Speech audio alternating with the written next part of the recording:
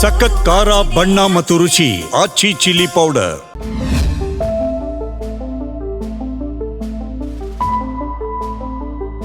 ನಮಸ್ಕಾರ, ನೀವು ನೋಡ್ತಾ ಇದ್ದೀರಾ ಜಿ ಕನ್ನಡ ನ್ಯೂಸ್. ನಾನು ಶಿವರಾಮು. ದಿನದ ಎಲ್ಲ ಪ್ರಮುಖ ಸುದ್ದಿಗಳನ್ನ ನೋಡೋಣ ವಿಶೇಷ ಸಮಾಚಾರದಲ್ಲಿ.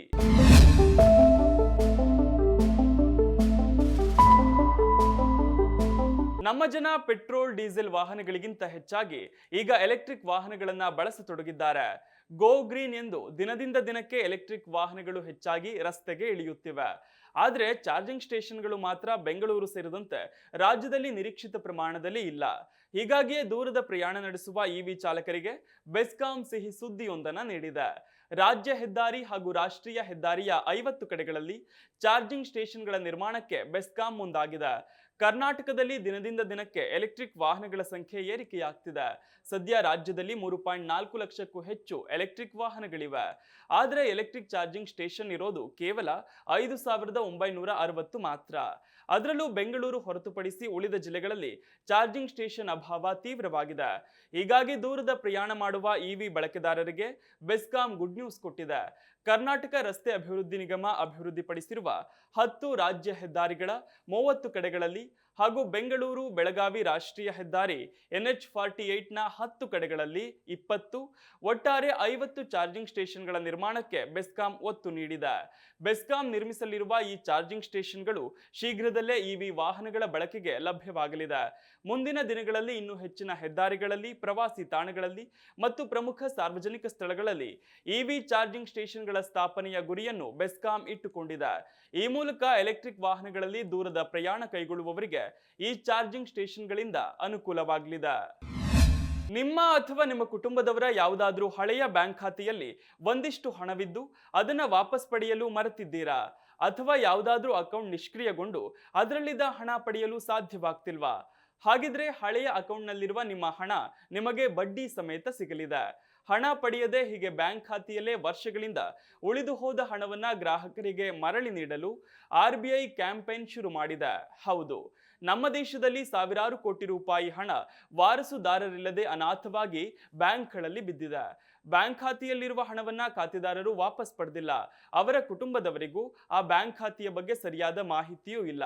ಇದರಿಂದಾಗಿ ಬ್ಯಾಂಕ್ ಖಾತೆಯಲ್ಲೇ ಹಣ ಉಳಿದುಕೊಂಡು ಬಿಟ್ಟಿದೆ. ಬ್ಯಾಂಕ್ ಖಾತೆಯು 10 ವರ್ಷಕ್ಕಿಂತ ಹೆಚ್ಚಿನ ವರ್ಷಗಳಿಂದ ನಿಷ್ಕ್ರಿಯವಾಗಿದ್ದು ಹಣವನ್ನ ಖಾತೆಯ ವಾರಸುದಾರರು ಕೂಡ ಹಿಂಪಡೆಯದಿದ್ದರೆ ಈಗ ಆ ಹಣವನ್ನ ವಾಪಸ್ ಪಡೆಯಲು ಖಾತೆದಾರರ ಕಾನೂನುಬದ್ಧ ಉತ್ತರಾಧಿಕಾರಿಗಳಿಗೆ RBI ಅವಕಾಶ ನೀಡಿದೆ. ಕ್ಲೇಮ್ ಮಾಡದ ಠೇವಣಿ ಹಣವನ್ನ ವಾಪಸ್ ಪಡೆಯಲು RBI ಉದ್ಗಮ್ ಎಂಬ ವೆಬ್ಸೈಟ್ ಆರಂಭಿಸಿದೆ. ಈ ವೆಬ್ಸೈಟ್ನಲ್ಲಿ ತಮ್ಮ ನಿಷ್ಕ್ರಿಯ ಬ್ಯಾಂಕ್ ಖಾತೆಯಲ್ಲಿ ಹಣ ಇದೆಯೇ ಅಂತ ಪರಿಶೀಲಿಸಬಹುದು. ನಮ್ಮ ದೇಶದಲ್ಲಿ ಸಾರ್ವಜನಿಕರು ಬ್ಯಾಂಕ್ ಖಾತೆಯಿಂದ ವಿತ್ಡ್ರಾ ಮಾಡದೇ ಇರೋ ಹಣದ ಮೊತ್ತವೇ ಬರೋಬ್ಬರಿ 67,000 ಕೋಟಿ ರೂಪಾಯಿ ಇದೆ. ಸಾರ್ವಜನಿಕ ಸ್ವಾಮ್ಯದ ಬ್ಯಾಂಕ್ಗಳಲ್ಲೇ 58,000 ಕೋಟಿ ರೂಪಾಯಿ ಹಣ ಅನಾಥವಾಗಿ ಬಿದ್ದಿದೆ. ಇನ್ನು ಖಾಸಗಿ ಬ್ಯಾಂಕ್ಗಳಲ್ಲಿ 8,673 ಕೋಟಿ ರೂಪಾಯಿ ಹಣ ಅನಾಥವಾಗಿದೆ. ಇನ್ನು ಇನ್ಶೂರೆನ್ಸ್ ಹಣ, ಬ್ಯಾಂಕ್ ಠೇವಣಿ, ಷೇರುಗಳ ಹಣ ಸೇರಿದಂತೆ ಒಟ್ಟಾರೆ 1,84,000 ಕೋಟಿ ರೂಪಾಯಿ ಹಣವನ್ನ ಯಾರೂ ಕ್ಲೇಮ್ ಮಾಡಿಲ್ಲ. ಒಂದ್ ವೇಳೆ ನಿಮ್ಮ ಕುಟುಂಬದವರು ಯಾರಾದ್ರೂ ಮರಣ ಹೊಂದಿದ್ದು ಅವರ ಬ್ಯಾಂಕ್ ಖಾತೆಯಲ್ಲಿ ಹಣ ಇದ್ದರೆ ಅದನ್ನ ಈಗ ಸೂಕ್ತ ದಾಖಲೆ ನೀಡಿ ಬ್ಯಾಂಕ್ ಖಾತೆಯಿಂದ ವಿತ್ಡ್ರಾ ಮಾಡಲು ಅವಕಾಶ ಇದೆ. ನಿಮ್ಮ KYC ದಾಖಲೆ ಸಲ್ಲಿಸಿ ಬ್ಯಾಂಕ್ ಖಾತೆಯಿಂದ ಹಣವನ್ನ ವಿತ್ಡ್ರಾ ಮಾಡಬಹುದು. ದೇಶಾದ್ಯಂತ RBI ನಿಷ್ಕ್ರಿಯ ಬ್ಯಾಂಕ್ ಖಾತೆಗಳಲ್ಲಿರುವ ಹಣವನ್ನ ಅದರ ಕಾನೂನುಬದ್ಧ ಉತ್ತರಾಧಿಕಾರಿಗಳು ವಾರಸುದಾರರಿಗೆ ನೀಡಲು ಅಭಿಯಾನವನ್ನೇ ನಡೆಸುತ್ತಿದೆ. ಜನರಿಗೆ RBI ವಾಟ್ಸಪ್ ಮೆಸೇಜ್ ಮೂಲಕ ಮಾಹಿತಿ ನೀಡುತ್ತಿದೆ. RBI ಸೂಚನೆಯಂತೆ ಒಂದು ವೇಳೆ ಹಳೆಯ ಬ್ಯಾಂಕ್ ಖಾತೆಗಳಲ್ಲಿ ಹಣವನ್ನ ಮರೆತಿದ್ದರೆ ಅದನ್ನ ಮರಳಿ ಪಡೆಯಲು ಕ್ಲೇಮ್ ಮಾಡದ ಠೇವಣಿಗಳನ್ನ udgam.rbi.org.in ವೆಬ್ಸೈಟ್ನಲ್ಲಿ ಪರಿಶೀಲಿಸಿ ಅಥವಾ ನಿಮ್ಮ ಬ್ಯಾಂಕಿನ ಯಾವುದೇ ಶಾಖೆಗೆ ಭೇಟಿ ನೀಡಿ KYC ಸಲ್ಲಿಸಿ ನಿಮ್ಮ ಹಣವನ್ನ ಹಿಂಪಡೆಯಿರಿ. ಪರಿಶೀಲನೆ ಬಳಿಕ ನಿಮ್ಮ ಬ್ಯಾಂಕ್ ಖಾತೆಯಲ್ಲಿ ಹಣ ಇದ್ದರೆ ಬಡ್ಡಿಯ ಸಮೇತ ವಾಪಸ್ ಪಡೆಯಬಹುದು. ಇದು ದೇಶದಲ್ಲಿರುವ ಎಲ್ಲಾ ಬ್ಯಾಂಕ್ಗಳಿಗೂ ಅನ್ವಯವಾಗುತ್ತೆ. ತಿಥಿ ಸಿನಿಮಾ ಖ್ಯಾತಿಯ ಗಡ್ಡಪ್ಪ ನಿಧನರಾಗಿದ್ದಾರೆ. ವಯೋಸಹಜ ಅನಾರೋಗ್ಯದಿಂದ ಬಳಲುತ್ತಿದ್ದ ಅವರು ಚಿಕಿತ್ಸೆ ಫಲಿಸದೆ ಮೃತಪಟ್ಟಿದ್ದಾರೆ. ಮಂಡ್ಯದ ನೊದೆಕೊಪ್ಪಲು ಗ್ರಾಮದಲ್ಲಿ ಅವರು ನಿಧನ ಹೊಂದಿದ್ದಾರೆ. ಗಡ್ಡಪ್ಪ ಅವರ ಮೂಲ ಹೆಸರು ಚೆನ್ನೇಗೌಡ. ಅವರಿಗೆ 89 ವರ್ಷ ವಯಸ್ಸಾಗಿತ್ತು. ಅವರು ತಿಥಿ ಸಿನಿಮಾ ಬಳಿಕ ಹೆಚ್ಚು ಜನಪ್ರಿಯತೆ ಪಡೆದುಕೊಂಡಿದ್ದರು. ಗಡ್ಡಪ್ಪ ಅಸ್ತಮಾ, ಹೃದಯ ಸಂಬಂಧಿ ಕಾಯಿಲೆಯಿಂದ ಬಳಲುತ್ತಿದ್ದರು. ತಿಂಗಳ ಹಿಂದೆ ಬಿದ್ದು ಸೊಂಟಕ್ಕೆ ಪೆಟ್ಟು ಮಾಡಿಕೊಂಡಿದ್ರು. ಬಳಿಕ ಆಪರೇಷನ್ ಆಗಿತ್ತು. ಇಂದು ಚಿಕಿತ್ಸೆ ಫಲಕಾರಿಯಾಗದೆ ಮೃತಪಟ್ಟಿದ್ದಾರೆ. ಅವರ ನಟನೆಯ ತಿಥಿ ಅಂತಾರಾಷ್ಟ್ರೀಯ ಪ್ರಶಸ್ತಿ ವಿಜೇತ ಚಿತ್ರವಾಗಿದೆ. ಈ ಸಿನಿಮಾ ಮೂಲಕ ಗಡ್ಡಪ್ಪ ತುಂಬಾ ಫೇಮಸ್ ಆದ್ರು. ನಂತರ ತರ್ಲೆ ವಿಲೇಜ್, ಏನ್ ನಿನ್ ಪ್ರಾಬ್ಲಮ್ಮು ಚಿತ್ರದಲ್ಲಿ ನಟಿಸಿದ್ರು. ತಿಥಿ, ತರ್ಲೆ ವಿಲೇಜ್, ಜಾನಿ ಮೇರಾ ನಾಮ್, ಹಳ್ಳಿ ಪಂಚಾಯಿತಿ ಸೇರಿ ಸುಮಾರು 8 ಸಿನಿಮಾಗಳಲ್ಲಿ ಅವರು ಅಭಿನಯಿಸಿದ್ದಾರೆ. ರಾಷ್ಟ್ರ ರಾಜಧಾನಿ ದೆಹಲಿಯ ಕೆಂಪುಕೋಟೆ ಬಳಿ ಸೋಮವಾರ ಸಂಜೆ ನಡೆದ ಭಯೋತ್ಪಾದಕ ದಾಳಿಯ ತನಿಖೆ ಮತ್ತಷ್ಟು ಚುರುಕುಗೊಂಡಿದ್ದು, ಪ್ರಾಥಮಿಕ ತನಿಖೆಯಲ್ಲಿ ಕಾರು ಸ್ಫೋಟವು ಆತ್ಮಾಹುತಿ ಬಾಂಬ್ ಸ್ಫೋಟವಲ್ಲ, ಬದಲಿಗೆ ಶಂಕಿತ ಭಯಭೀತನಾಗಿ ಆತುರದಲ್ಲಿದ್ದಾಗ ಸ್ಫೋಟ ಸಂಭವಿಸಿದೆ ಅಂತ ಸೂಚಿಸುತ್ತದೆ. ಭದ್ರತಾ ಸಂಸ್ಥೆಗಳು ಭಯೋತ್ಪಾದಕ ಜಾಲಗಳಿಗೆ ಸಂಬಂಧಿಸಿದ ಅನೇಕ ಸ್ಥಳಗಳಲ್ಲಿ ದಾಳಿ ನಡೆಸಿದ್ದು, ಫರೀದಾಬಾದ್, ಸಹರಾನ್ಪುರ, ಪುಲ್ವಾಮಾ ಮತ್ತು ಇತರ ಪ್ರದೇಶಗಳಲ್ಲಿ ಗಮನಾರ್ಹ ಪ್ರಮಾಣದ ಸ್ಫೋಟಗಳನ್ನು ವಶಪಡಿಸಿಕೊಂಡಿವೆ. ಕಾರು ಚಾಲನೆ ಮಾಡುತ್ತಿದ್ದ ಶಂಕಿತ ಒತ್ತಡ ಹೆಚ್ಚುತ್ತಿದ್ದಂತೆ ಆತುರದಿಂದ ವರ್ತಿಸಿದ್ದಾನೆ ಎಂದು ತನಿಖಾಧಿಕಾರಿಗಳು ಹೇಳಿದ್ದಾರೆ. ಶಂಕಿತನು ಆತ್ಮಾಹುತಿ ಕಾರ್ ಬಾಂಬ್ ದಾಳಿಯ ಸಾಮಾನ್ಯ ಮಾದರಿಯನ್ನ ಅನುಸರಿಸಿಲ್ಲ. ಕಾರನ್ನು ಯಾವುದಕ್ಕೂ ಡಿಕ್ಕಿ ಹೊಡೆಸಿಲ್ಲ ಅಥವಾ ಉದ್ದೇಶಪೂರ್ವಕವಾಗಿ ಡಿಕ್ಕಿ ಹೊಡೆದಿಲ್ಲ ಅಂತ ಮೂಲಗಳು ತಿಳಿಸಿವೆ.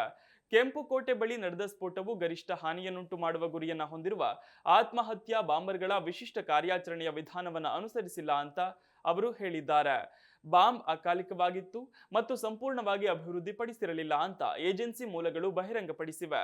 ಸ್ಫೋಟ ಸಂಭವಿಸಿದಾಗ ವಾಹನವು ಇನ್ನೂ ಚಲಿಸುತ್ತಿತ್ತು ಮತ್ತು ಭಾರೀ ಸಾವು ನೋವುಗಳನ್ನು ಉಂಟು ಮಾಡುವಷ್ಟು ಐಇಡಿ ಸಜ್ಜುಗೊಂಡಿರಲಿಲ್ಲ ಎಂದು ಅವರು ತಿಳಿಸಿದ್ದಾರೆ. ದೇಶಾದ್ಯಂತ ಜಾಗರೂಕತೆ ಮತ್ತು ಸಂಘಟಿತ ಕ್ರಮಗಳಿಂದಾಗಿ ಭದ್ರತಾ ಸಂಸ್ಥೆಗಳು ಭಾರೀ ದಾಳಿಯಾಗಬಹುದಾಗಿದ್ದ ಘಟನೆಯನ್ನ ಯಶಸ್ವಿಯಾಗಿ ತಪ್ಪಿಸಿವೆ ಅಂತ ಮೂಲಗಳು ತಿಳಿಸಿವೆ. ದೆಹಲಿ ಸ್ಫೋಟ ಪ್ರಕರಣದ ತನಿಖೆ ನಡೆಸುತ್ತಿರುವ ರಾಷ್ಟ್ರೀಯ ತನಿಖಾ ಸಂಸ್ಥೆಗೆ ತನ್ನ ತನಿಖಾ ವರದಿಯನ್ನ ಆದಷ್ಟು ಬೇಗ ಸಲ್ಲಿಸುವಂತೆ ಕೇಂದ್ರ ಗೃಹ ಸಚಿವ ಅಮಿತ್ ಶಾ ಕೇಳಿದ್ದಾರೆ ಅಂತ ಮೂಲಗಳು ತಿಳಿಸಿವೆ. ಕೆಂಪುಕೋಟೆ ಬಳಿ ಸಂಭವಿಸಿದ ಸ್ಫೋಟದಲ್ಲಿ ಮೃತಪಟ್ಟವರ ಕುಟುಂಬಗಳಿಗೆ ತಲಾ 10 ಲಕ್ಷ ರೂಪಾಯಿ ಪರಿಹಾರವನ್ನ ದೆಹಲಿ ಮುಖ್ಯಮಂತ್ರಿ ರೇಖಾ ಗುಪ್ತಾ ಘೋಷಿಸಿದ್ದಾರೆ. ಈ ಸ್ಫೋಟದಿಂದ ಶಾಶ್ವತವಾಗಿ ಅಂಗವಿಕಲರಾದವರಿಗೆ 5 ಲಕ್ಷ ಹಾಗೂ ಗಂಭೀರವಾಗಿ ಗಾಯಗೊಂಡವರಿಗೆ 2 ಲಕ್ಷ ರೂಪಾಯಿ ಪರಿಹಾರವನ್ನ ದೆಹಲಿ ಸರ್ಕಾರ ಘೋಷಿಸಿದೆ. ದೆಹಲಿಯಲ್ಲಿ ನಡೆದ ದುರದೃಷ್ಟಕರ ಘಟನೆಯು ಇಡೀ ನಗರವನ್ನೇ ಆಘಾತಕ್ಕೆ ದೂಡಿದೆ. ಇಂತಹ ಕಷ್ಟದ ಸಮಯದಲ್ಲಿ ಸಂತ್ರಸ್ತ ಕುಟುಂಬಗಳ ಜೊತೆ ದೆಹಲಿ ಸರ್ಕಾರ ನಿಲ್ಲುತ್ತದೆ. ಈ ಘಟನೆಯಲ್ಲಿ ತಮ್ಮ ಪ್ರೀತಿ ಪಾತ್ರರನ್ನ ಕಳೆದುಕೊಂಡ ಎಲ್ಲಾ ಕುಟುಂಬಗಳಿಗೆ ಈ ದುಃಖವನ್ನು ಭರಿಸುವ ಶಕ್ತಿ ದೇವರು ಕರುಣಿಸಲಿ.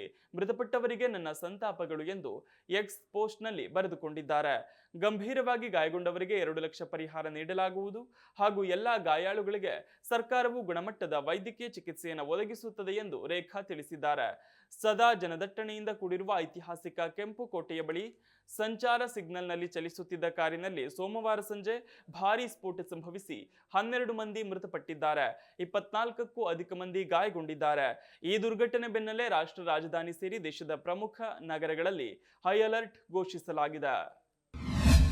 ನಿನ್ನೆ ಪಾಕಿಸ್ತಾನದ ಇಸ್ಲಾಮಾಬಾದ್ನ ಜಿಲ್ಲಾ ನ್ಯಾಯಾಲಯದ ಹೊರಗೆ ಪೊಲೀಸ್ ವಾಹನದ ಬಳಿ ಆತ್ಮಾಹುತಿ ಬಾಂಬ್ ದಾಳಿ ನಡೆದಿದೆ ಅಂತ ಆಂತರಿಕ ವ್ಯವಹಾರಗಳ ಸಚಿವ ಮೊಹಸಿನ್ ನಖ್ವಿ ಮಾಹಿತಿ ನೀಡಿದ್ದಾರೆ.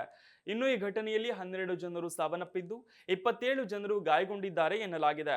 ಈ ಆತ್ಮಾಹುತಿ ಸ್ಫೋಟ ನಡೆದ ಜಾಗಕ್ಕೆ ಭೇಟಿ ನೀಡಿದ ನಖ್ವಿ, ದಾಳಿಕೋರ ಒಬ್ಬ ನ್ಯಾಯಾಲಯದ ಒಳಗೆ ನುಗ್ಗಲು ಪ್ರಯತ್ನ ಮಾಡಿದ್ದ, ಆದರೆ ಅದು ಸಾಧ್ಯವಾಗಲಿಲ್ಲ. ಹೀಗಾಗಿ ಮಧ್ಯಾಹ್ನ 12:39 ಸುಮಾರಿಗೆ ಕೋರ್ಟ್ ಕಟ್ಟಡದ ಗೇಟ್ 11 ಪ್ರದೇಶದ ಬಳಿ ಪೊಲೀಸ್ ವಾಹನದ ಬಳಿ ಸ್ಫೋಟಿಸಿಕೊಂಡಿದ್ದಾರೆ. ಈ ಭೀಕರ ಘಟನೆಯಲ್ಲಿ ಭದ್ರತಾ ಸಿಬ್ಬಂದಿ, ವಕೀಲರು ಸೇರಿದಂತೆ 12 ಜನರು ಸಾವಿಗೀಡಾಗಿದ್ದಾರೆ ಹಾಗೂ 27 ಜನರು ಗಾಯಗೊಂಡಿದ್ದಾರೆ ಅಂತ ತಿಳಿಸಿದ್ದಾರೆ. ಇನ್ನು ಆತ್ಮಾಹುತಿ ಬಾಂಬ್ ದಾಳಿಯಲ್ಲಿ 12 ಪಾಕಿಸ್ತಾನಿ ಪ್ರಜೆಗಳು ಮೃತಪಟ್ಟ ದುರಂತ ಘಟನೆಗೆ ಭಾರತವೇ ಕಾರಣ ಎಂದು ಪಾಕಿಸ್ತಾನದ ಪ್ರಧಾನಿ ಶೆಹಬಾಜ್ ಶರೀಫ್ ಆರೋಪ ಮಾಡಿದ್ದಾರೆ. ವಾನಾದ ಕ್ಯಾಡೆಟ್ ಕಾಲೇಜಿನ ಮೇಲೆ ನಡೆದ ದಾಳಿಯಲ್ಲಿ ಭಾರತದ ಕೈವಾಡವಿದೆ, ಪಾತ್ರವಿದೆ ಅಂತ ಆರೋಪಿಸಿದ್ದಾರೆ. ಪಾಕಿಸ್ತಾನ ಸರ್ಕಾರದ ಸುದ್ದಿ ಸಂಸ್ಥೆ ಅಸೋಸಿಯೇಟೆಡ್ ಪ್ರೆಸ್ ಆಫ್ ಪಾಕಿಸ್ತಾನ ಪ್ರಕಾರ ಈ ದಾಳಿಗೆ ಭಾರತ ಪ್ರಾಯೋಜಿತ ಭಯೋತ್ಪಾದಕ ಪಾಕ್ಸಿಗಳು ಕಾರಣ ಅಂತ ಪಾಕ್ ಪ್ರಧಾನಿ ಭಾರತದ ವಿರುದ್ಧ ಆಧಾರರಹಿತ ಆರೋಪ ಮಾಡಿದ್ದಾರೆ. ಕಾಂಗ್ರೆಸ್ನ ಕೆವೈ ನಂಜೇಗೌಡ ಮತ್ತು ಬಿಜೆಪಿಯ ಕೆಎಸ್ ಮಂಜುನಾಥ್ ಗೌಡ ನಡುವಿನ ತೀವ್ರ ಜಿದ್ದಾಜಿದ್ದಿಗೆ ಕಾರಣವಾಗಿರುವ ಮಾಲೂರು ವಿಧಾನಸಭಾ ಕ್ಷೇತ್ರದ ಮರು ಮತ ಎಣಿಕೆ ಕಾರ್ಯ ಮುಕ್ತಾಯಗೊಂಡಿದೆ. ಸುಪ್ರೀಂ ಕೋರ್ಟ್ ಆದೇಶದಂತೆ ಕೋಲಾರದ ತೋಟಗಾರಿಕೆ ವಿಶ್ವವಿದ್ಯಾಲಯದಲ್ಲಿ ನವೆಂಬರ್ 11ರಂದು ಒಟ್ಟು 18 ಸುತ್ತು ಮರು ಮತ ಎಣಿಕೆ ಕಾರ್ಯ ನಡೆದಿದ್ದು, ಮರು ಎಣಿಕೆಯ ಫಲಿತಾಂಶವನ್ನು ಚುನಾವಣಾ ಆಯೋಗ ಮುಚ್ಚಿದ ಲಕೋಟೆಯಲ್ಲಿ ನ್ಯಾಯಾಲಯಕ್ಕೆ ಸಲ್ಲಿಸಲಿದೆ. ತದನಂತರ ನ್ಯಾಯಾಲಯ ಈ ಕುರಿತು ತನ್ನ ತೀರ್ಪು ಪ್ರಕಟಿಸಲಿದೆ. ಮೂಲಗಳ ಪ್ರಕಾರ ಮರು ಮತ ಎಣಿಕೆಯಲ್ಲೂ ಕೂಡ ಫಲಿತಾಂಶ ಯಥಾಸ್ಥಿತಿ ಸಾಧ್ಯತೆ ಇದೆ ಎನ್ನಲಾಗಿದೆ. ಆದರೂ ಮರು ಮತ ಎಣಿಕೆ ಫಲಿತಾಂಶ ತೀವ್ರ ಕುತೂಹಲ ಮೂಡಿಸಿದೆ. 2023ರ ಚುನಾವಣೆಯಲ್ಲಿ ಕಾಂಗ್ರೆಸ್ನ ಕೆವೈ ನಂಜೇಗೌಡ 248 ಮತಗಳಿಂದ ಗೆದ್ದಿದ್ದರು. ಆದರೆ ಮತ ಎಣಿಕೆಯಲ್ಲಿ ಲೋಪವಾಗಿದ್ದು, ಈ ಸಂಬಂಧ ನಂಜೇಗೌಡ ಅವರನ್ನ ಶಾಸಕ ಸ್ಥಾನದಿಂದ ಅನರ್ಹಗೊಳಿಸಬೇಕೆಂದು ಬಿಜೆಪಿ ಅಭ್ಯರ್ಥಿ ಮಂಜುನಾಥ್ ಗೌಡ ಅವರು ಹೈಕೋರ್ಟ್ ಮೆಟ್ಟಿಲೇರಿದ್ದರು. ಇದೀಗ ಹೈಕೋರ್ಟ್ ಹಾಗೂ ಸುಪ್ರೀಂ ಕೋರ್ಟ್ ಆದೇಶದಂತೆ ಮರು ಮತ ಎಣಿಕೆ ಮಾಡಲಾಗಿದ್ದು, ಫಲಿತಾಂಶ ಬಹುತೇಕ ಕಾಂಗ್ರೆಸ್ ಅಭ್ಯರ್ಥಿ ಕೆವೈ ನಂಜೇಗೌಡ ಪರವಾಗಿ ಬರುವ ಸಾಧ್ಯತೆಗಳಿವೆ. ಭಾರತ ಎಂದಿಗೂ ಹಿಂದೂ ರಾಷ್ಟ್ರ ಆಗಲ್ಲ ಎಂದು ಸಿಎಂ ಸಿದ್ದರಾಮಯ್ಯ ಹೇಳಿದ್ದಾರೆ. ಸುದ್ದಿಗೋಷ್ಠಿಯಲ್ಲಿ ಪ್ರಶ್ನೆಯೊಂದಕ್ಕೆ ಪ್ರತಿಕ್ರಿಯಿಸಿದ ಮುಖ್ಯಮಂತ್ರಿ, ನಮ್ಮದು ಬಹುತ್ವದ ರಾಷ್ಟ್ರ, ಹಲವು ಕಲೆ, ಸಂಸ್ಕೃತಿ, ಭಾಷೆ, ಧರ್ಮಗಳಿರುವ ದೇಶ. ಆರ್ಎಸ್ಎಸ್ ಸಂಘ ಪರಿವಾರ ಬಹಳ ದಿನದಿಂದ ಹಿಂದೂ ರಾಷ್ಟ್ರದ ಬಗ್ಗೆ ಹೇಳುತ್ತಿದೆ, ಆದರೆ ಇದು ಎಂದಿಗೂ ಆಗುವುದಿಲ್ಲ ಎಂದು ಹೇಳಿದ್ರು. ಇನ್ನು ಜಿಟಿ ದೇವೇಗೌಡರನ್ನ ಜೆಡಿಎಸ್ ಕೋರ್ ಕಮಿಟಿ ಅಧ್ಯಕ್ಷ ಸ್ಥಾನದಿಂದ ಕೈಬಿಟ್ಟಿರುವ ಬಗ್ಗೆ ಪ್ರತಿಕ್ರಿಯಿಸಿದ ಅವರು, ಅದು ಅವರ ಪಕ್ಷಕ್ಕೆ ಸೇರಿದ್ದು, ನಾನು ಯಾರನ್ನು ನಮ್ಮ ಪಕ್ಷಕ್ಕೆ ಬನ್ನಿ ಎಂದು ಕರೆಯುವುದಿಲ್ಲ, ಬಂದರೆ ಯಾಕೆ ಬಂದ್ರಿ ಅಂತ ಕೇಳೋದಿಲ್ಲ, ಅದು ಅವರವರಿಗೆ ಬಿಟ್ಟದ್ದು. ನಾನು ಜಿಟಿ ದೇವೇಗೌಡ ಒಂದೇ ಕ್ಷೇತ್ರದವರು, ಹೀಗಾಗಿ ಸ್ನೇಹ ಇದೆ ಅಷ್ಟೇ ಎಂದರು. ಇನ್ನು ನವೆಂಬರ್ 15ಕ್ಕೆ ದೆಹಲಿಗೆ ಹೋಗ್ತೇನೆ. ಕಪಿಲ್ ಸಿಬಲ್ ಅವರ ಕಾರ್ಯಕ್ರಮ ಇದೆ, ಅದಕ್ಕಾಗಿ ದೆಹಲಿಗೆ ಹೋಗ್ತೇನೆ. ಅವತ್ತೇ ಹೋಗಿ ಅವತ್ತೇ ವಾಪಸ್ ಬರೋ ಯೋಜನೆ ಇದೆ. ರಾಹುಲ್ ಗಾಂಧಿ ಅವರ ಬಳಿ ಸಮಯ ಕೇಳಿದ್ದೇನೆ, ಸಮಯ ಕೊಟ್ಟರೆ ಅಲ್ಲೇ ಉಳಿದುಕೊಂಡು ಮರುದಿನ ಬರ್ತೇನೆ. ರಾಹುಲ್ ಗಾಂಧಿ ಸಮಯ ಕೊಟ್ಟರೆ ಸಂಪುಟ ಪುನಾರಚನೆ ಬಗ್ಗೆ ಚರ್ಚೆ ಮಾಡ್ತೇನೆ, ಇಲ್ಲದಿದ್ರೆ ಇಲ್ಲ ಅಂತ ತಿಳಿಸಿದ್ರು. ರಾಜ್ಯದಲ್ಲಿ ವಿವಿಧ ಕಾರಣಗಳಿಂದ ಸಾಮಾಜಿಕ ಮತ್ತು ಶೈಕ್ಷಣಿಕ ಸಮೀಕ್ಷೆಯಲ್ಲಿ ಭಾಗವಹಿಸಲು ಸಾಧ್ಯವಾಗದವರಿಗೆ ಕರ್ನಾಟಕ ರಾಜ್ಯ ಹಿಂದುಳಿದ ವರ್ಗಗಳ ಆಯೋಗ ಗಡುವನ್ನು ವಿಸ್ತರಿಸಿದೆ.